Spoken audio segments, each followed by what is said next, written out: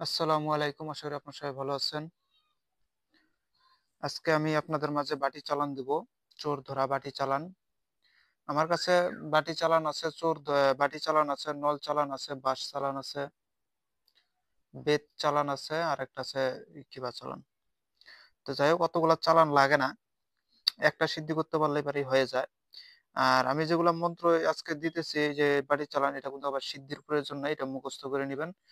নিয়ম কানুনটা আমি বলে দিতেছি। অনেকেই বলে যে ম অ্যা বলে কি যে কতগুলা মন্ত্র আছে, আপনাকে আবার কিন্তু সিদ্ধি করে নিতে হয়।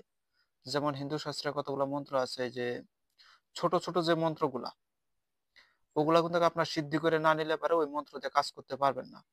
আর যেগুলা বড় মন্ত্র আছে, ওগুলাকে বলা হয় গুরুমুখী বিদ্যা।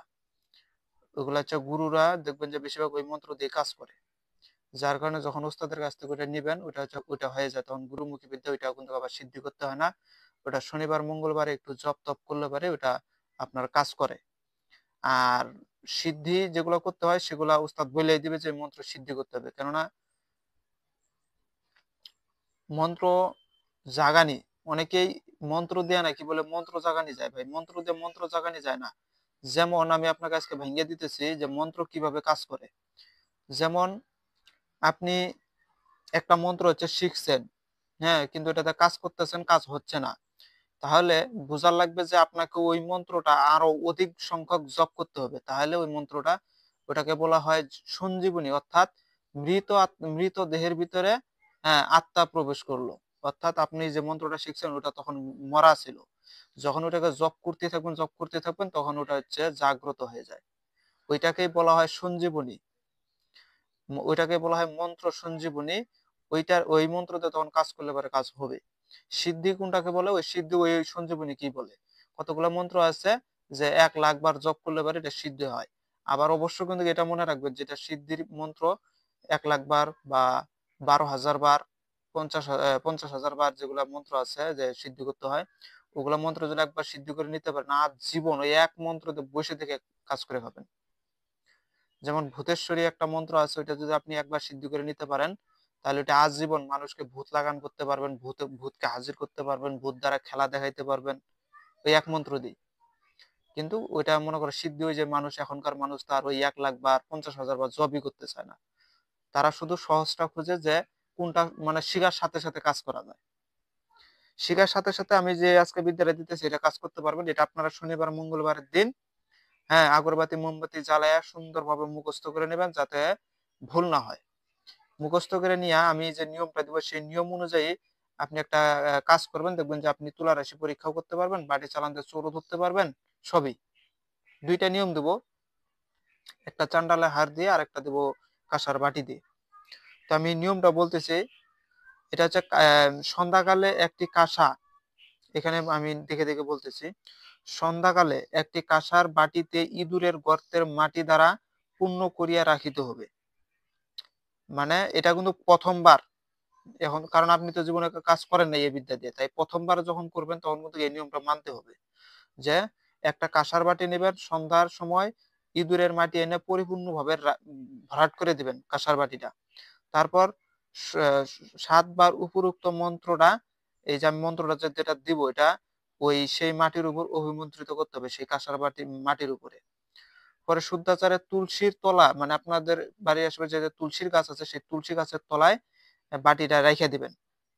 ওইরকমই রাইখে দিয়া তারপরের দিন সকালবেলায় সেই বাটির উপর তুলা রাশির, মানে তারপরের দিন সকালবেলা সেই বাটিটা নিয়ে এসে ওই বাটির উপরে কোনো তুলা রাশি ব্যক্তির বা পাতলা রাশি লোকের একটা হাত রাইখে দিবেন, হস্ত রেখে দিবেন। বাটিটি মন্ত্র দ্বারা পুনরায়, মানে ওই ব্যক্তির হাত রেখে দেওয়ার পরে পুনরায় এই মন্ত্রটা আবার 7 দফা পাঠ করে ফুঁক মেরে দিবেন। বাটি একা একাই দেখবেন যে 2-3 জন ধরে রাখতে পারবে না, বাটি একা একাই টাইনে নিয়ে যাইতেছে সব। কোথায় তাবিজ আছে, কোথায় কুফরি কালাম করা আছে, কোথায় জড়িবুটি আছে, সব বাইর করে দিবে। এটা কিন্তু প্রথমবার আপনাকে করতে হবে। তারপরে যখন আপনি করবেন, মানে এটা প্রথমবার, তারপরে যখন করবেন তখন অত কিছু লাগে না, তখন শুধু কাঁসার বাটির উপরে তুলা রাশি ব্যক্তির হাত রেখে দিবেন আর মন্ত্রটা 7 দফা করে ফুঁক মেরে দিবেন, বাটি চলবে।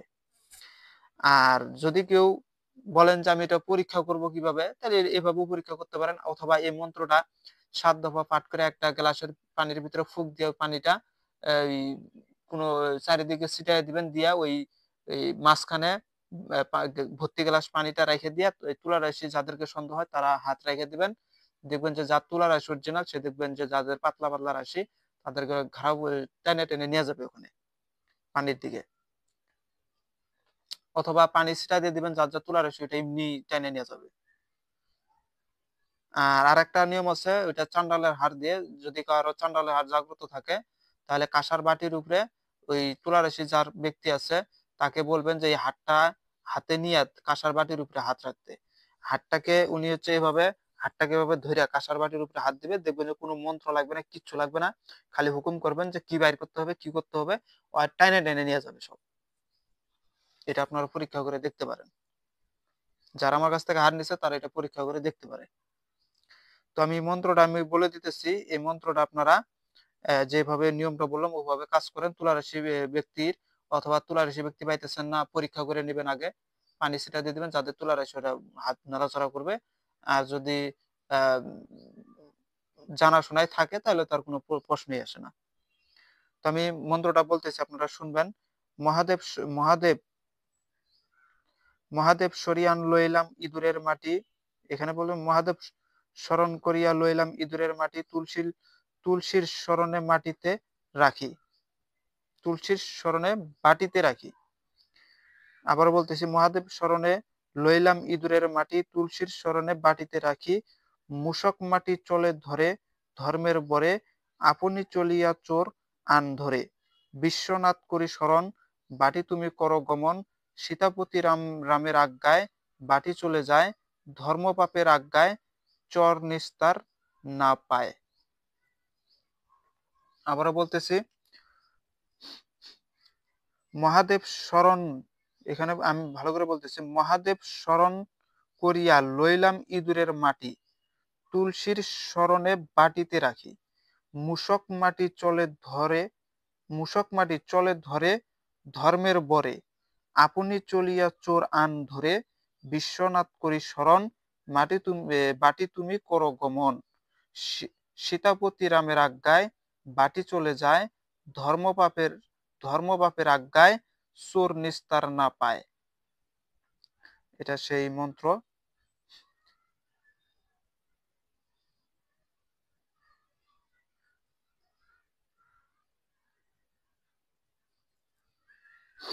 আরেকটা আছে চোর বন্ধন মন্ত্র।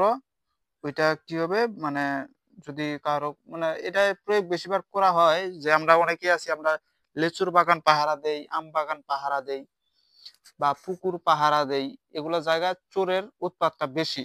যেমন দেখবেন যে আমের সময় আম বাগানে অনেকগুলো পোলাপান মিলে চুরি করতে যায়।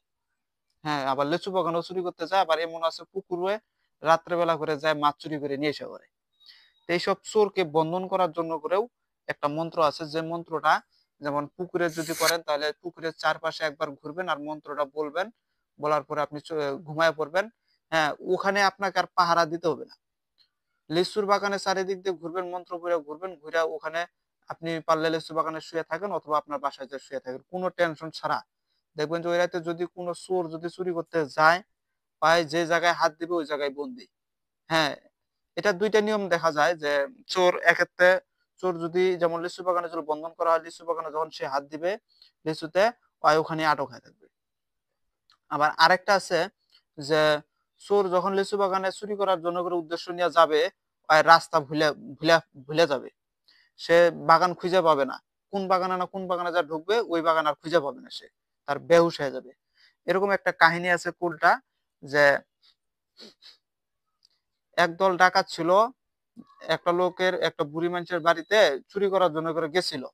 তো বুড়ি মানুষের আবার একজন পীর ছিল, ওই পীরে তাকে বলে দিছিল একটা যে তোমার বাড়িতে তুমি এরকম করে একটা, ওটা হচ্ছে দোয়া, এটা হচ্ছে এই যে সূরা ইয়াসিন নাই, এই ইয়াসিন সূরাটাকে তাকে বলতে বলছিল যে তুমি, এটা অনেকগুলো কথা আছে। তো যাই হোক, ওই বুড়িকে বলছে যে তুমি ইয়াসিন সূরাটা প্রত্যেকদিন রাত্রেবেলা করে জপ করবা। হ্যাঁ, জব করবা, তাহলে তোমার বাড়িতে কোনোদিন চোর ডাকাত হবে না। এটা আগেকার যুগে বহুত হয়েছিল চোর ডাকাতি। তো এই ইয়াসিন সূরাটা পাঠ করে বুড়ি শুয়ে পড়তো। তো একদল ডাকাত এসে ওই বাড়িতে অ্যাটাক করার জন্য করে গেছে, উদ্দেশ্য করে নিয়ে বাইরেছে, কিন্তু দুর্ভাগ্যবশত যখনই বাড়ির কাছে যায় বাড়ি আর খুঁজে পায় না। বাড়ির থেকে যখন আবার চলে এসে পড়ে মানে একটু দূরে চলে যায় তখন আবার বাড়ি দেখা পায়, আবার যখন ওই বাড়িতে যায় আবার বাড়ি গায়েব হয়ে যায়। তো বিষয়টা হচ্ছে এরকম। এটা সেই চোর ধরা বা চোর বন্ধন মন্ত্র। চারিদিকে চৌদিয়ারি, চোরের মাথায় ভাঙ্গি হারি, চোর চোর বাঁশ পাতা, ২৭ চোরের কাটি মাথা, ঘুরিস ফিরবি ঢুকবি না, মায়ের আজ্ঞা ঠেলিস না, ঘর বন্ধন দর বন্ধন কামাখ্যা মায়ের সমন, ঢুকলে পরে রক্ষা নাই, চণ্ডী মায়ের আজ্ঞা পাই। এগুলো সে মন্ত্র, এগুলো মন্ত্র কিন্তু আবার ওই যে সিদ্ধির বিষয় নাই, এগুলো মুখস্থ করলেই কাজ। এরকম বহুত মন্ত্র আছে আমার কাছে, কিন্তু মন্ত্রগুলো খুবই ডেঞ্জারাস। কিন্তু এগুলো মন্ত্র দিয়ে কাজ করতে গেলে আপনাকে একটু পাক সাপ মানতে হবে, মুখটাকে শুদ্ধ রাখতে হবে, এবং এসব মন্ত্র দিয়ে কাজ করতে গেলে আপনার রাম ভজন, কৃষ্ণ ভজন, শিব ভজন, এগুলো ভজন থাকতে হবে, এক কথা ধর্মের লাইনে থাকতে হবে, তাহলে আপনি পূর্ণাঙ্গ ভাবে এই মন্ত্র দিয়ে কাজ করে নিতে পারবেন, প্রত্যেকটা কাজে করতে পারবেন। যার মুখ শুদ্ধ আছে তার বাক্য সিদ্ধি আগে থেকেই আছে, মায়ের কোল থেকে জন্ম নেওয়ার পর থেকে মানুষের বাক্য সিদ্ধি, ওই মুখ দিয়ে যা হবে তাই হবে। কিন্তু আমরা তো বড় হয়ে পরে নানান রকমের খাপসা কথা বলি, গালি দেই, মুখকে অশুদ্ধ করে রাখি, যার কারণে আমাদের মুখের বাক্য আর কাজ করে না, কাউকে ডাকলেও আর সে সাড়া দেয় না। যার মুখ শুদ্ধ আছে সে ডাকা মাত্রই সাড়া দেয়, বলা মাত্রই কাজ হয়। এটাকেই বলা হয় বাক্য সিদ্ধি। সাধন ভজন করে বাক্য সিদ্ধি করা যায়, এটা সত্য কথা। কিন্তু আপনি মনে করছেন যে অনেকে আছে যে আমি একবার বাক্য সিদ্ধি করে নেব, হ্যাঁ, তাহলে আমার মুখ সর্বদাই কাজ করবে। আসলে ভাই এটাও ভুল কথা।